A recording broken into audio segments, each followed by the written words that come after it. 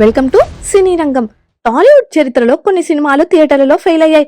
కానీ కాలం గడిచాక అవే సినిమాలు అసలు ఎందుకు ఆడలేదు అనే చర్చకు కారణమయ్యాయి.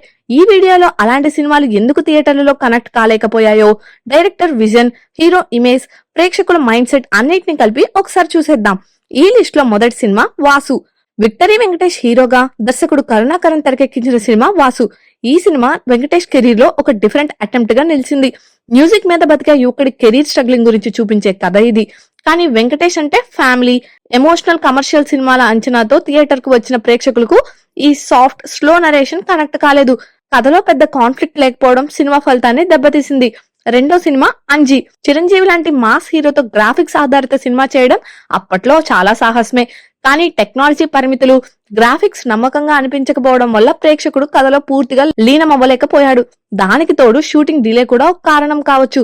ఈ సినిమా కాన్సెప్ట్ ఆ టైంకు చాలా ముందుండడం సినిమాకు పెద్ద మైనస్ అయిందని చెప్పొచ్చు.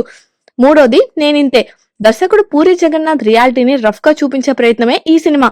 ఇండస్ట్రీలో అవకాశాల కోసం జరిగే పోరాటాన్ని చాలా నిస్సంకోచంగా చూపించారు. కానీ ప్రేక్షకుడు థియేటర్ కి వచ్చేది ఎంటర్టైన్ అవ్వడానికి. తన జీవిత కష్టాలే మళ్లీ తెరపై కనిపించడంతో ఈ సినిమా మాస్ ఆడియన్స్ కు దూరమైంది. నాలుగోది వేదం. దర్శకుడు క్రిష్ రూపొందించిన ఈ సినిమా టాలీవుడ్ లో ఒక ప్రత్యేక ప్రయోగం. అల్లు అర్జున్, మంచు మనోజ్, అనుష్క లాంటి విభిన్న పాత్రల కథలు ఒకే పాయింట్ కి కలుస్తాయి. ఎమోషనల్ గా ఈ సినిమా చాలా బలంగా ఉన్న సీరియస్ టోన్ వల్ల ఇది క్లాస్ ఆడియన్స్ వరకే పరిమితమైంది. ఐదోది ఆరెంజ్. దర్శకుడు Bommarillu Bhaskar, mega power star Ram Charan కాంబోలో తెరకెక్కించిన ఈ సినిమా ప్రేమ శాశ్వతం కాదనే కాన్సెప్ట్ మీద వచ్చింది. రామ్ చరణ్ మగధీర్ లాంటి భారీ సినిమా తర్వాత వచ్చిన సినిమా కావడంతో ప్రేక్షకుల అంచనాలను అందుకోలేకపోయింది. మాస్ లవ్ స్టోరీ ఆశించిన ప్రేక్షకులకు ఈ రియలిస్టిక్ ఆలోచన కొత్తగా అనిపించింది. హీరో క్యారెక్టర్ లో కన్ఫ్యూజన్ ఉండడం, భావోద్వేగ హై పాయింట్స్ లేకపోవడం సినిమా థియేటర్ రన్ ను తగ్గించింది. తర్వాతది కలేజా. దర్శకుడు త్రివిక్రమ్ శ్రీనివాస్, మహేష్ బాబు కలయికలో వచ్చిన సినిమా కలేజా. ఈ సినిమా నుంచి మాస్ ఆడియన్స్ మరో అతడు స్థాయి ఎక్స్పెక్ట్ చేశారు. కానీ ఇదొక ఫిలాసఫికల్ డ్రామా. హ్యూమర్, మెసేజ్ ఉన్న కథ చెప్పిన విధానం క్లియర్ గా లేకపోవడం ప్రేక్షకుడిని కన్ఫ్యూజ్ చేసింది. ఈ సినిమా థియేటర్లలో పెద్దగా ఆకట్టుకోకపోయినా ఆ తర్వాత టీవీలో భారీగా చూసి ఆదరించారు. తర్వాత పంజా. దర్శకుడు విష్ణువర్ధన్, పవర్ స్టార్ పవన్ కళ్యాణ్ కాంబోలో వచ్చిన సినిమా పంజా.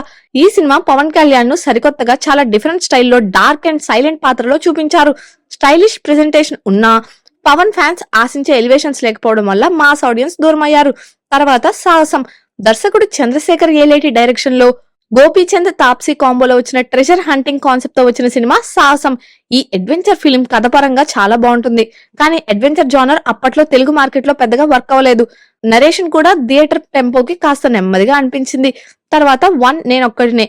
దర్శకుడు సుకుమార్ తెరకెక్కించిన ఈ సినిమా మహేష్ బాబు కెరీర్ లో బోల్డ్ అటెంప్ట్. ఇది మాస్ సినిమా కాదు, పూర్తిగా సైకలాజికల్ థ్రిల్లర్. ప్రేక్షకుడు ఆలోచిస్తూ చూడాల్సిన కథ కావడంతో థియేటర్ లో చాలా మంది కనెక్ట్ కాలేకపోయారు. తర్వాత గౌతమ్ నంద. దర్శకుడు సంపత్ నంది, మాచో స్టార్ గోపీచంద్ కాంబినేషన్ లో వచ్చిన సినిమా గౌతమ్ నంద. సోషల్ మెసేజ్ తో వచ్చిన ఈ సినిమా ధనిక పేద అంతరం మీద బలమైన పాయింట్ ఉన్న ఎంటర్టైనింగ్ నరేషన్ లేకపోవడం వల్ల ప్రేక్షకుడు బోర్ ఫీల్ అయ్యాడు. తర్వాత చల్ మోహన్ రంగా. దర్శకుడు కృష్ణ చైతన్య, నితిన్ కాంబోలో రూపొందిన ఈ సినిమా నుంచి ఫ్రెష్ లవ్ స్టోరీ ఆశించారు. కానీ స్క్రీన్ ప్లే బలహీనంగా ఉండడం, హీరో క్యారెక్టర్ స్పష్టత లేకపోవడం సినిమా ఫలితాన్ని ప్రభావితం చేసింది. తర్వాత డియర్ కామ్రేడ్. దర్శకుడు భరత్ కమ్మ తెరకెక్కించిన ఈ సినిమా విజయ్ దేవరకొండను పూర్తిగా కొత్త షేడ్ లో చూపించింది. ఎమోషన్ ఉన్నా నరేషన్ చాలా స్లోగా సాగడంతో థియేటర్ ఆడియన్స్ ఓపికను ఇది పరీక్షించిందనే చెప్పాలి. తర్వాత సాహో. దర్శకుడు సుజీత్ తెరకెక్కించిన ఈ భారీ బడ్జెట్ సినిమా సాహో.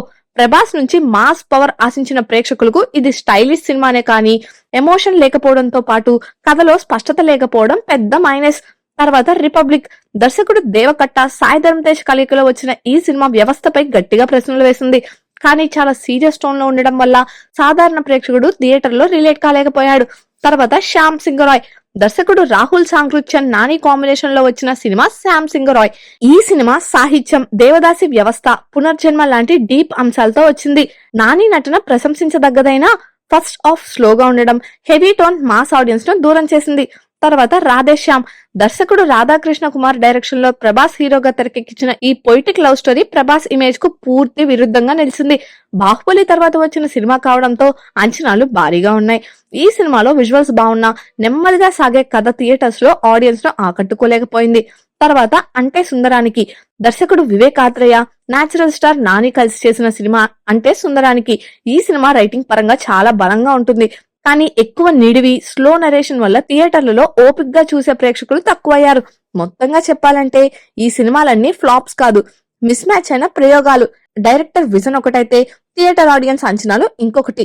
అందుకే అప్పట్లో ఫెయిల్ అయిన ఈ సినిమాలు ఈ రోజు క్లాసిక్స్ గా మాట్లాడుకుంటున్నాం. మరి ఈ సినిమాల విషయంలో మీ అభిప్రాయం కామెంట్స్ లో తెలియజేయండి. అలాగే ఇలాంటి మరిన్ని ఇంట్రెస్టింగ్ సినిమా అప్డేట్స్ కోసం మా ఛానల్ ను సబ్స్క్రైబ్ చేసుకోండి. Thank you for watching.